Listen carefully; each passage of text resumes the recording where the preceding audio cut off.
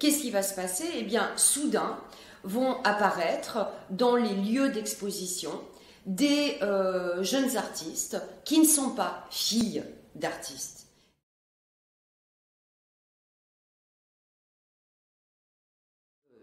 Et il est vrai que beaucoup de ces artistes travaillaient pour le père, le mari, et que très peu justement pouvaient atteindre une renommée particulière, même s'il y en a eu.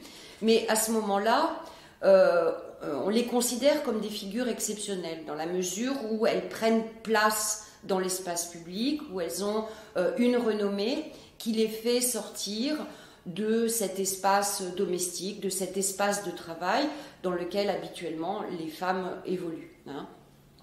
Qu'est-ce qui favorise justement ce changement soudain, ce changement de sociologie?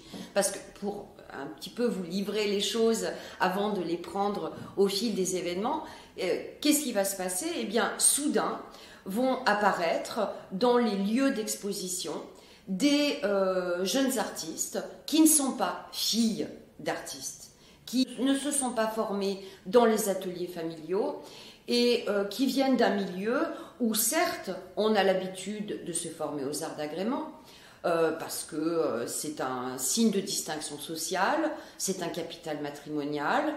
Quand on est une fille de l'aristocratie, de la haute bourgeoisie, il est tout à fait convenable d'apprendre la musique et d'apprendre à dessiner ou à peindre. Ça permettra de tenir salon quand on fera un très beau mariage, d'avoir un brin de culture et d'occuper son oisiveté aussi. Donc on rentre complètement dans la construction sociale de la jeune femme bien née.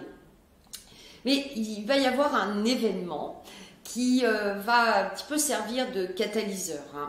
En même temps, là encore, c'est quand on raconte cette histoire, et c'est pour ça que c'est très compliqué, il faut croiser plein d'événements, plein de facteurs, et c'est le croisement, c'est le tissage de tous ces facteurs qui font qu'émerge à un moment une situation qu'on peut qualifier de phénomène.